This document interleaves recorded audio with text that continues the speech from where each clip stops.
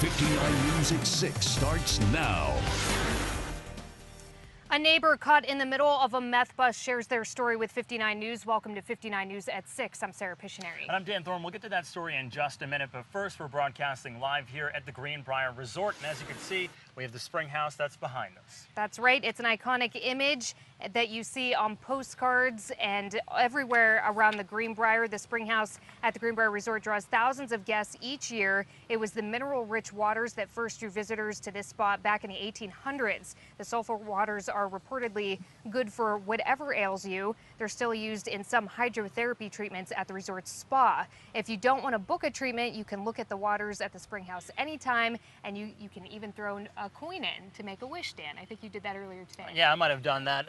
You know, if I flip a few in there, hopefully some of my wishes will come true. I'm sure that some people out here, when they were golfing earlier, that they were wishing that it wouldn't get rainy, and as you can see, it's a little wet out here right now. It definitely rained a lot, definitely, and it actually suspended play for the Pro-Am tournament today just before 5 o'clock. Golfers hit the course, though, for the start of the Pro-Am. It's a mix of pro golfers and celebrities. We'll have a little more on that later in the show. Yeah, that we will. We have a lot of stuff happening. It's jam-packed with Greenbrier Classic stuff. For now, we're going to send it back to Jessica Schuler.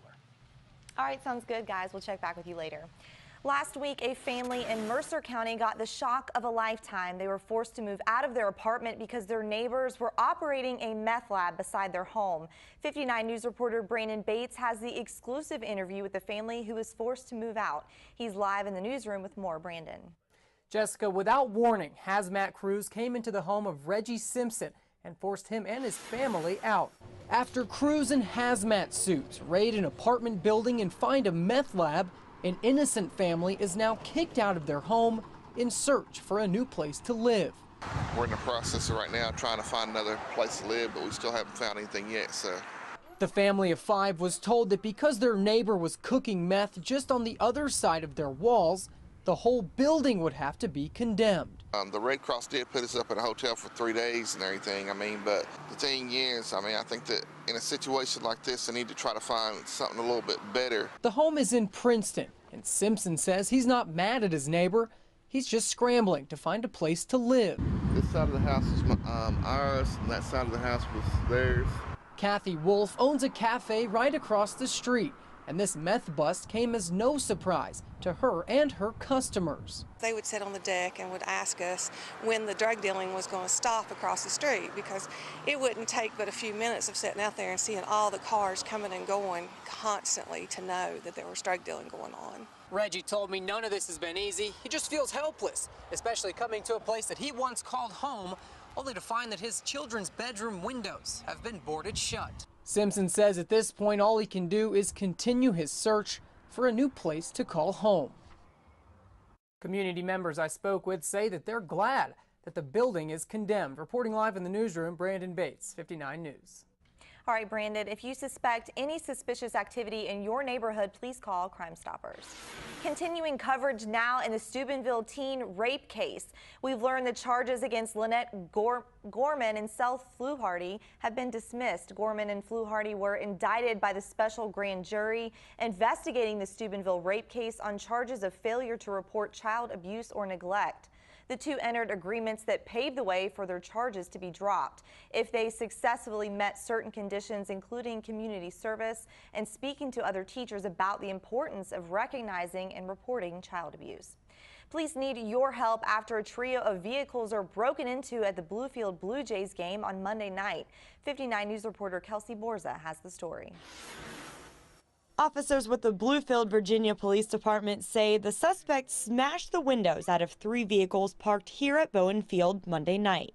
They say the suspect got off with some money and credit cards out of at least one of the cars. Bluefield's police chief says an incident like this in such a busy area is a reminder to everyone that this is a crime of opportunity. When you have a number of vehicles sitting and they single yours out, usually there's a reason, and it's because something's been left out in plain view. So take that extra precaution, take it with you, lock it in the trunk, lock it in the glove box, do something with it. Don't leave it in plain sight. The Blue Jays general manager tells me since Bowen Field is such a family-friendly environment, they almost never have to deal with crimes happening here at City Park.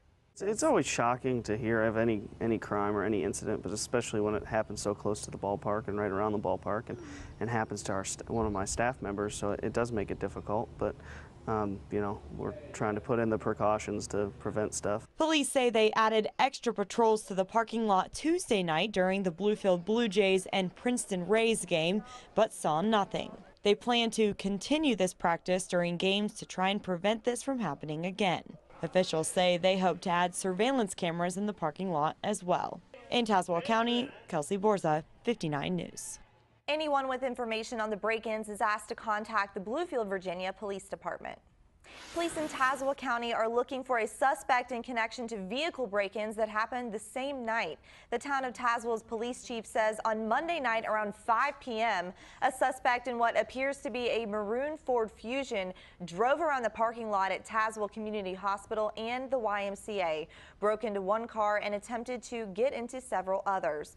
If you were in the area of these parking lots on Monday evening and saw anything suspicious, or if you think your car was also broken into that night, call Tazewell Police.